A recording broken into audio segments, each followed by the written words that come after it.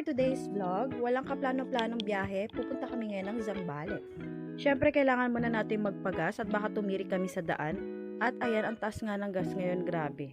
Dahil sa late na nga kami nagising at nag-isip kung saan kami pupunta, eto't naabutan na kami ng traffic dito sa Baret. Dahil yan sa ginagawang daan kaya sobrang heavy ang traffic dito. At ang bilis ng pangyayari, nandito na nga kami sa Welcome to Subic. Makikita dito sa video yung mga bayan na dadaanan natin papunta dun sa Bagsit River.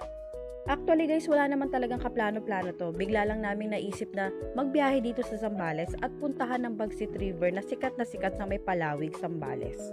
Ito yung tulay na lagi kong binibidyuhan sa tuwing nagbabiyahe kami dito sa Zambales. Sobrang haba niya kasi at ang gandang pagmasdan. Maraming magagandang places dito sa Zambales na pwede niyong puntahan at e-explore. Kaya naman lagi kami bumabalik-balik talaga dito para maipakita sa inyo yung mga places na pwede niyong puntahan kung sakaling magawi kayo dito sa Zambales. Sobra ako na-excite sa place na pupuntahan namin kasi isa siya sa mga sikat na pasyalan or puntahan dito sa may Palawig, Zambales. At isang nakakalungkot na pangyayari, ang saya ko ay napalitan ng lungkot dahil hindi namin mapapasok ang Bagsit River ngayon dahil temporary close. Sobrang nalungkot talaga ako at hindi namin alam kung saan kami pupunta. At nakaisip nga ng mabilis ang asawa ko kung saan kami pwedeng magpunta. At dinala niya nga ako dito sa Camp Kainumayan, Botolan, Zambales. Para hindi masayang ang biyahe namin. At bumungad nga sa akin ang magandang ilog na to. At nawala yung lungkot ko dahil hindi namin napasok ang Bagsit River. Sobrang peaceful ng place at napakalinis ng tubig, ang banayad ng tunog ng tubig na nakaka-relax sa aking katawan. Nakakawala ng pagod at lungkot dahil dun sa unang pinuntahan namin is na-reject kami. Sa sobrang lungkot ko kanina, hindi na ako nakapag-video sa daan. At ayan, nag-drive-thru lang kami sa Jollibee Iba para meron kaming kainin dito sa may Camp Kainumayan. Hi guys! So we're here at Camp Kainumayan, Botolan, Zambales. And as you can see, nandiyo kami para mag-relax dito sa peaceful place nila.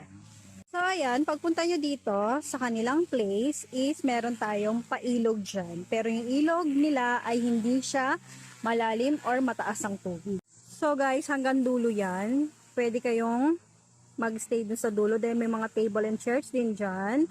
At ayan yung umaagos na tubig.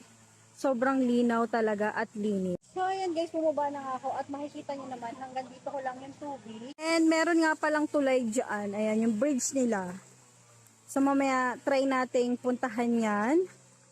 And nakarating kami dito ng 1:30 PM dahil nga dapat sa ibang area kami pupunta pero napadpad kami dito kasi temporary close ang area na first na pupuntahan talaga namin.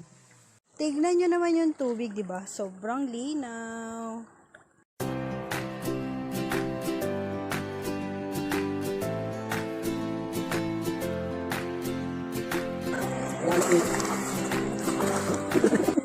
Bago nga kami umuwi ay pinuntahan namin itong dulo kung ano pa bang meron. Hindi nga pala kami pwedeng magpagabi dahil malayo to sa uuwian namin.